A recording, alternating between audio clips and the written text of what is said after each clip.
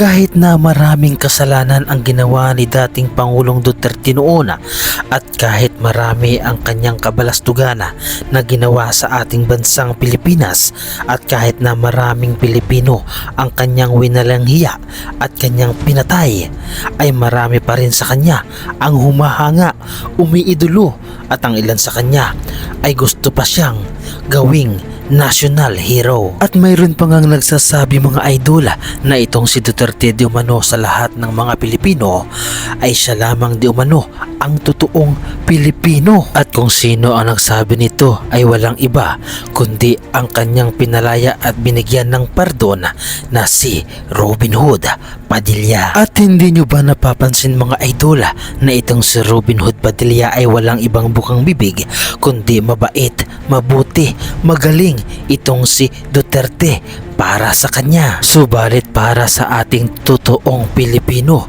at para sa ating sambayanang Pilipino na totoong nagmamahal sa ating bansang Pilipinas, ay alam natin kung ano ang totoong pag-uugali ni Duterte at kung paano niya sinira ang ating bansang Pilipinas at kung paano niya sinira ang kinabukasan ng ating mga kabataan. At sa lahat ng mga umiidolo kay Duterte, alam nyo ba na inamin niya mismo na siya di umano ay nakapatay sa edad na 16 at ang pag-aming ito nga mga idol ay proud na proud pa siya na ibinalita sa publiko na kung saan ay maraming bata ang nanonood, kaya naman iniidolo siya ng ilan sa mga kabataan sa paggawa ng krimen. At the age of 16, may pinatay na ako. Tao talaga. Rumble. Saksak. At ipinagmalaki pa nga noon ni Duterte na noong 16 na taong gulang siya ay nakapatay na siya. How much more pa daw di umano nga mga idol ngayong siya ay naging presidente. Noong 16 years old yun, nagkatinginan lang. Lalo na yung presidente. Ganitong klaseng tao ba mga idol? Ganitong klaseng politiko? Ganitong klaseng presidente na mumuno sa ating bansang Pilipinas ang iniidolo ng marami sa atin? Ganito pa ang ganitong klaseng tao ang gusto nating tularan ng ating mga anak? Marami ang nabulag sa katotohanan, marami ang nalilito dahil marami sa atin ang nagsasabi at napaniwala na magaling at mabait daw itong si Duterte. Pero ang katotohanan, binaboy niya ang bansang Pilipinas. Subalit ganito man nga mga idol ang ugali noon ni Duterte hanggang sa ngayon. Para kay Robin Hood Padilla, si Duterte ay tunay na Pilipino at kung mayroon daw na totoong Pilipino sa ating bansang Pilipinas ay walang iba daw kundi si Duterte. Kung meron pong isang tao na matatawag natin na pinaka-Pilipino sa lahat ng Pilipino, ayun na po ang dating Pangulong Rodrigo Roa Duterte. Kung meron pong isang tao na matatawag natin na pinaka-Pilipino sa lahat ng Pilipino, ayun na po ang dating Pangulong Rodrigo Roa Duterte. Halatang halata naman masyado mga idol na itong si Robin Hood Padilla. Halatang halata nga mga idol na itong si Robin Hood Padilla ay mayroon din palang pagkakitid ang utak dahil hindi niya alam marahil na inamin noon ni Duterte na siya ay may lahing Chinese. Kung meron pong isang tao na matatawag natin na pinaka-Pilipino sa lahat ng Pilipino, ayun na po ang dating Pangulong Rodrigo Roa Duterte.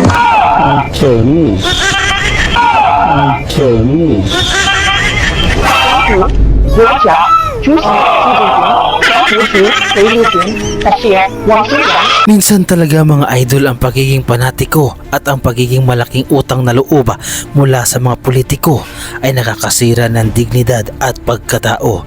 Dahil dito nga mga idol ay ibinibigay niya ang kanyang suporta, lahat ng kanyang suporta dito sa politiko na ito na kung saan kahit mali-mali na ang ginagawa ay susuportahin pa rin nila para lamang maibigay ang utang na loob na itinulong sa kanila. At alam naman natin nga mga idol kung gaano kasama ang pamilyang Duterte na kung saan balahura kung magsalita, balahura kung magpakalat ng mga fake news at ang lahat ng mga lumalabas sa kanyang bibig o sa kanilang bibig ay walang magandang maidudulot. Katulad na lamang mga idol na mga pamilyang Duterteng ito.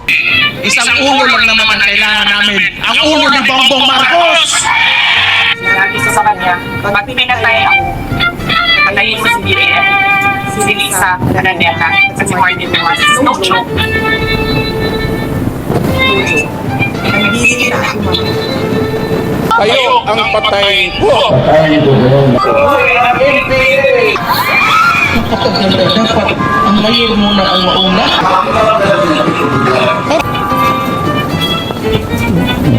At the age of 16, may pinatay na ako. Tao talaga. Rumble. Saksak. Noong 16 years old yun, nagkatinginan lang. Lalo na yung presidente. Kung kayo ang tatanungin mga idol, ano ang masasabi ninyo sa totoong pag-uugali na ipinapakita ng mga Duterte? Karapat dapat ba silang hangaan? Karapat dapat ba silang bigyan ng parangal? O karapat dapat ba silang maging ehemplo? At karapat dapat ba silang gawing mga bayani? Ano ang masasabi ninyo mga idol sa reaction video na ito? At ano ang inyong opinyon patungkol dito? Ibahagi nyo naman mga idol ang inyong reaction at opinyon sa ating comment section.